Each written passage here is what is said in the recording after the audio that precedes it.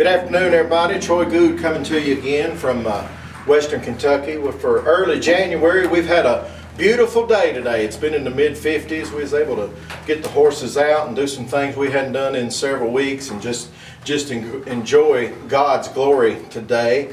But I wanted to do my Bible study today on Jacob. I can't tell you at the times I've read the book of Genesis.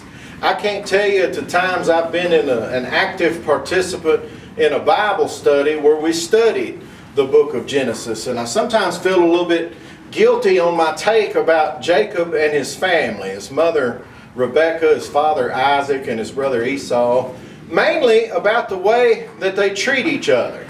They seem to be hurting people that hurt other people. The parents play favorites. Rebekah favors Jacob, and Isaac favors Esau, and that causes animosity. And Jacob and Esau are at odds with each other. Even from birth, they've been at odds with each other. And of course, Esau is to receive the birthright, and Jacob wants that for himself. And they connive against each other, and they pit each other against each other. And the parents even get in on helping a child steal this birthright. Jacob is able to talk Esau out of his birthright for a bowl of stew, a bowl of soup. And eventually Esau begrudges that, regrets that he let him have it for that. And in fact, he wants to kill him. And then later, Jacob tricks his father Isaac into giving him the birthright. And I never want to sound like I'm questioning God's judgment. I never want to sound like I'm questioning who God uses to be the vehicle of His promises and vehicle of His works. But it's always been a little lost on me that how that family unit treated each other, the way they act, the way they behave, and the way they seem to disrespect each other, and the way they seem to favor one over the other. And then that begs the question, why do we hurt each other? And maybe more importantly, why would family members hurt each other? In John 10, Jesus plainly tells us that Satan's whole gimmick is to lie, to steal, and destroy. And the shotgun approach to destroying lives works quite well for Satan. People just line up for the alcohol, the drugs, the sins of the flesh, and the greed. But not everybody goes down so easy. Some people are perfectly content with their relationship with God. Some people are perfectly happy living a Christian life.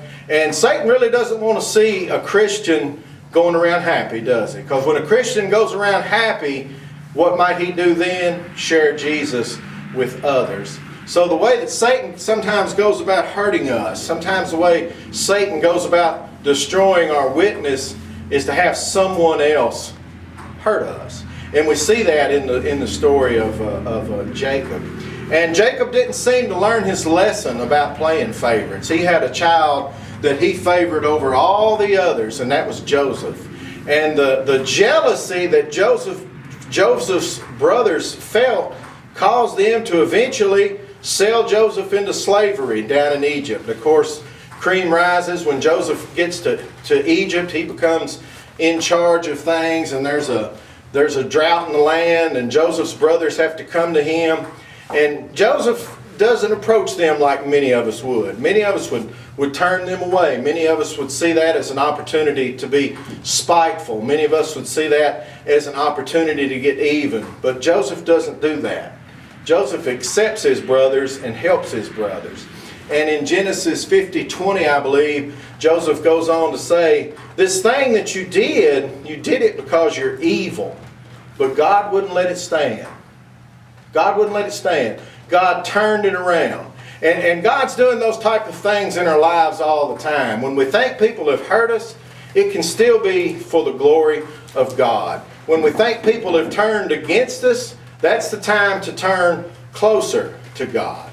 I would encourage everybody to visit the church of their choice this Sunday. If you'd like to come see us at the Christian County Cowboy Church at 10 o'clock, come on. And you can probably catch me at a rodeo next Sunday. I'll be preaching in one of those. Troy Good with the Narrow Trail Ministries. Thank you very much.